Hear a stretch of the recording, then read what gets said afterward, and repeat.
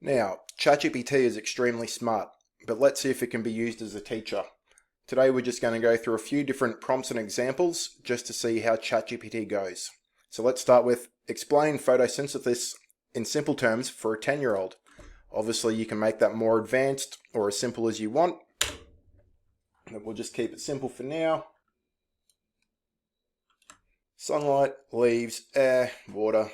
Again, this isn't about learning what we're talking about, we're just going through and seeing how it does. So you can see here we're using nice, simple, gas from the air called carbon dioxide, CO2.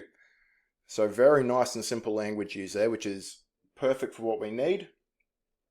Let's move on to something a little bit more difficult.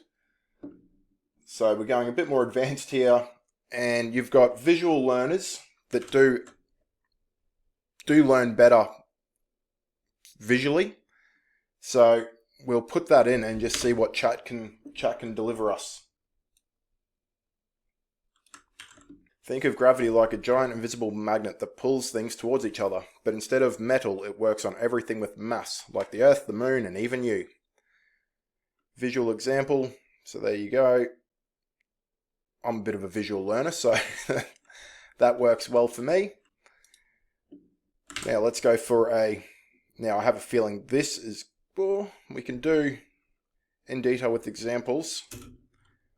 Write this for a 10-year-old. Laws of motion, let's keep it simple for this one. And then we will move on to explaining it.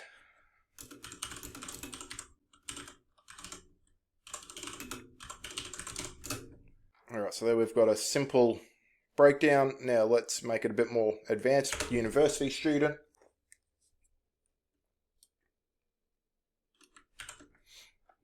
Okay, so you can definitely see there that we have gone a little bit more full on.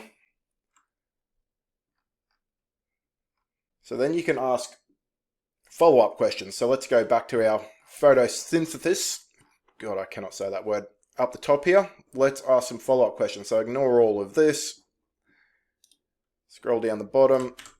What are the applications of photosynthesis in daily life? So now you can actually say you're doing some homework and you need to dive deeper into things. Just keep asking chat and it'll keep coming back at you with different answers. So now you can also use chat to give you, I guess, basic practice exercises. So create 5 math problems on fractions for a 6th grader, including answers. So if you were working through things, solution, it's even added, so you can see there for a 6th grader it has added some context to it, make it a bit more relatable and a bit more enjoyable to read. So now if you were doing this and you needed some help with, can you please explain how to divide fractions?